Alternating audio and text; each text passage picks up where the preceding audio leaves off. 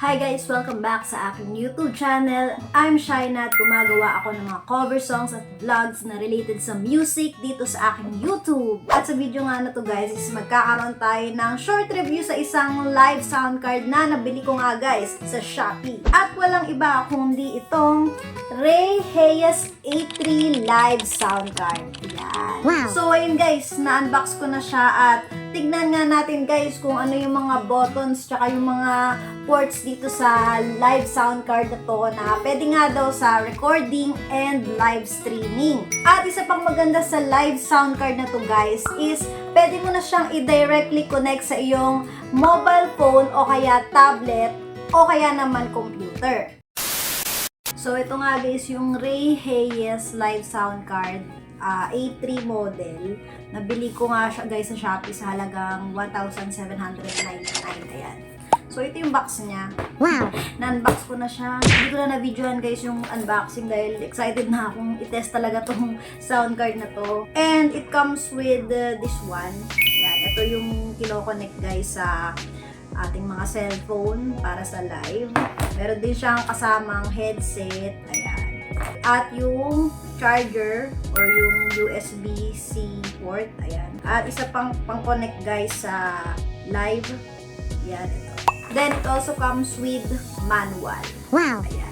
Sa mismong manual niya guys is makikita nyo na nga kung paano siya gagamitin at yung mga functions ng mga buttons. Ayan. Makikita nyo dito sa mismong manual na kasama niya sa box. Sa mga bago nga pala sa channel ko guys is marami na akong mga nagawang review about different recording equipment, musical instrument dito nga sa aking channel. I-check nyo na lang guys sa link na nasa description at dyan nga sa cards na lumalabas taas yung mga related videos sa pinapanood nyong vlog ngayon.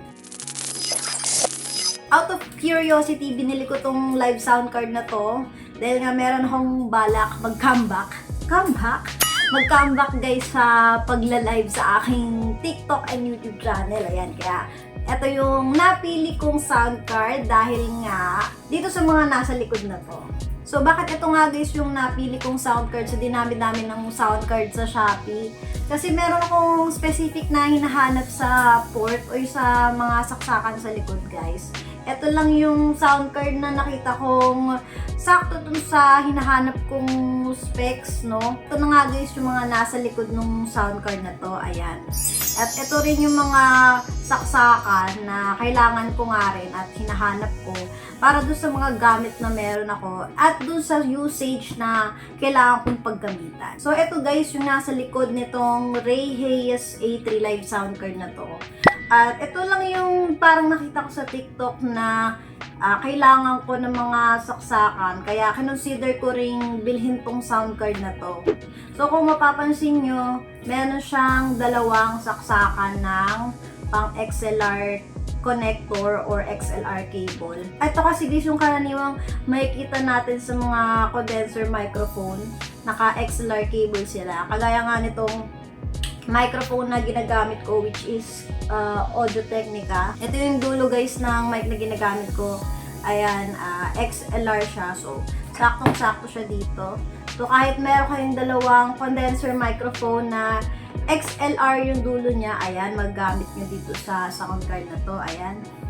And kung kailangan din ng 48 volts, yung mic na ginagamit nyo is compatible siya dun sa mic na kailangan ng 48 volts. Yan, may built-in na siyang 48 volts. Ayan. And meron din siyang guys, saksakan ng mic para sa mga condenser microphones na ganito yung cable o yung dulo.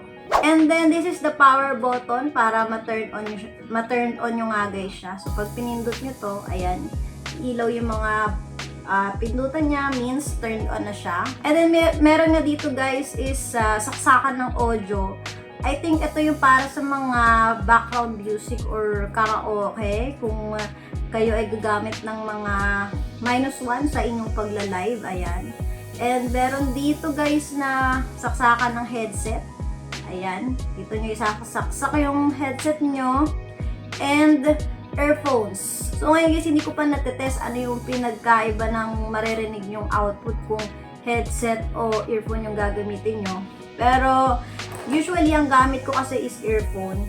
Yung mga typical na earphone lang, na ganito pa yung dulo niya. 3.5 mm. Ayan, so, dito nyo ilalagay guys yung earphone nyo. And dito nyo ilalagay guys yung mga devices nyo na gagamitin nyo sa pagla-live. So, pwede kayo mag-connect ng dalawang mobile phone sa inyong live 1 and live 2. Ayan, dito siya guys. And this is guys sa OTG, siguro ito yung mga modern cellphone ngayon na wala ng saksakan ng headset, no? Yung bilog. Kasi karaniwang model ng phone ngayon is Type-C na yung gamit nila sa headset. So, dito nyo siya ilalagay guys. And meron din siya sa mga dynamic microphone na Type-C na rin yung dulo. So, ito namang dynamic port na to guys is dito nyo isasaksak yung gitara nyo nga.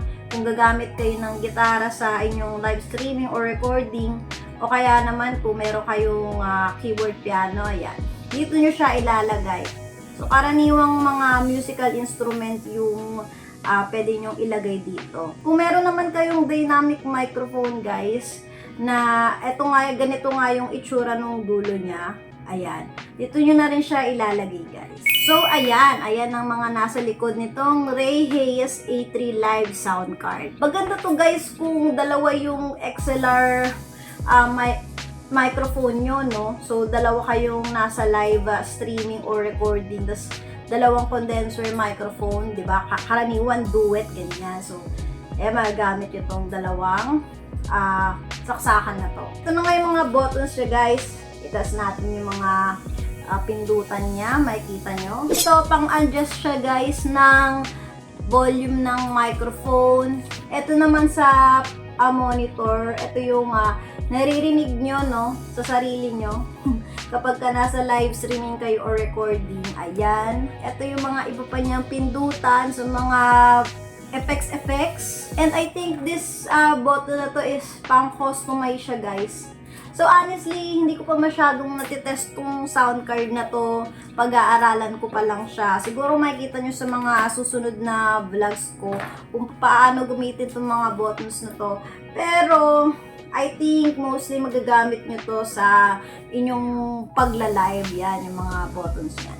Tignan nyo na lang guys sa picture yung mga buttons na makikita nyo dito sa live sound card na to, kung ano yung mga kailangan nyo, kung naandito ba, ayan. Meron din akong nakikitang Bluetooth dito guys, ayan, may Bluetooth siya, tsaka 48 volts. I think ito, ipipindutin nyo to guys, kung gagamitin nyo nga yung XLR connector na kinakailangan ng 48 volts yung microphone. Ayan, so ito nga yung pipindutin nyo. So yun na nga guys, itest natin itong live sound card na to. Tingnan natin guys yung sound quality.